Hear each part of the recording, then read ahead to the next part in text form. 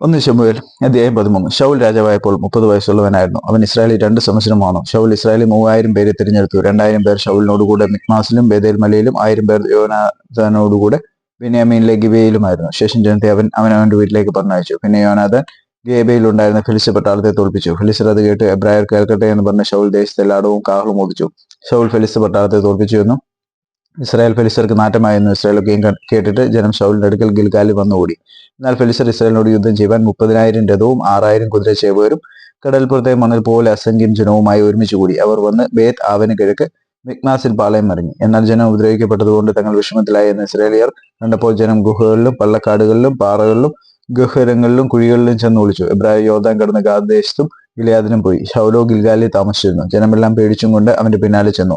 ശമൂവേൽ നിശ്ചയിച്ചിരുന്ന അവധി അനുസരിച്ച് അവൻ 7 ദിവസം കാത്തിരുന്നുവെങ്കിലും ശമൂവേൽ ഗിൽഗാലിൽ എത്തിയില്ല. ജനവും അവനെ വിട്ടു ചിതറിപ്പോയി. അപ്പോൾ ശൗൽ, ഹോമയാഗവും സമാധാനയാഗവും ഇവിടെ എന്റെ അടുക്കൽ കൊണ്ടുവരുവിൻ എന്ന് കൽപ്പിച്ചു. അവൻ തന്നെ ഹോമയാഗം കഴിച്ചു. ഹോമയാഗം കഴിച്ചു തീർന്ന് ഉടനെ ഇതാ ശമൂവേൽ വരുന്നു.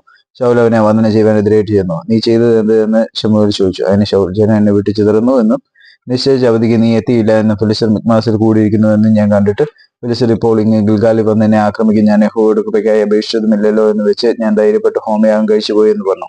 ശമൂവേൽ ശൗലിനോട് പറഞ്ഞത്, നീ ചെയ്തത് ഭോഷത്വം. നിന്റെ ദൈവമായ യഹോവ നിന്നോട് കൽപ്പിച്ച കൽപ്പന നീ പ്രമാണിച്ചില്ല. യഹോവ ഇസ്രായേലുമേ നിന്റെ രാജ്യത്വം എന്നേക്കും സ്ഥിരമാക്കുമായിരുന്നു. ഇപ്പോഴും നിന്റെ രാജ്യത്വം നിലനിൽക്കുകയില്ല. യഹോവ നിന്നോട് കൽപ്പിച്ചതിനെ നീ പ്രമാണിക്കായകൊണ്ട് തനിക്ക് ബോധിച്ച ഒരു പുരുഷനെ യഹോവ അന്വേഷിച്ചിട്ടുണ്ട്. അവനെ യഹോവ തന്റെ ജനത്തിന് പ്രഭുവായി നിയമിച്ചിരിക്കുന്നു. പിന്നെ ശമൂവേൽ എഴുന്നേറ്റ് ഗിൽഗാലിൽ നിന്ന് ബെന്യാമീനിലെ ഗിബെയയിലേക്ക് പോയി.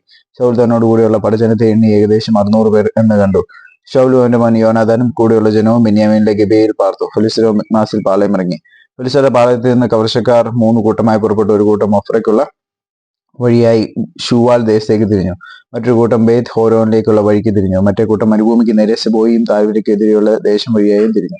എന്നാൽ ഇസ്രായേൽ ദേശത്തെങ്ങും ഒരു കൊല്ലനെ കാണുവാനില്ലായിരുന്നു. എബ്രായർ വാളോ കുന്തമോ തിരിപ്പിക്കരുത് എന്ന് ഫിലിസ്തർ പറഞ്ഞു. ഇസ്രായേലിയർ തങ്ങളുടെ കൊഴു, കലപ്പ, മഴു, മൺവെട്ടി എന്നിവ കാച്ചിപ്പാൻ ഫിലിസ്തരുടെ അടുക്കൽ ചെല്ലേണ്ടി വന്നു. എന്നാൽ മൺവെട്ടി, കലപ്പ, മുപ്പല്ലി, മഴു എന്നിവയ്ക്കായും മുടുങ്കോൽ കുറിപ്പിപ്പാനും അവർക്ക് അരമുണ്ടായിരുന്നു. ആകയാൽ യുദ്ധസമയത്ത് ശൗലിനോടും യോനാഥാനോടും കൂടെയുള്ള ജനത്തിൽ ഒരുത്തനും വാളും കുന്തവും ഉണ്ടായിരുന്നില്ല. ശൗലിനും അവന്റെ മകൻ യോനാഥാനും മാത്രമേ ഉണ്ടായിരുന്നുള്ളൂ. ഫിലിസ്ത്യരുടെ പട്ടാളമോ മിക്മാസിലെ ചുരം വരെ പുറപ്പെട്ടു വന്നു.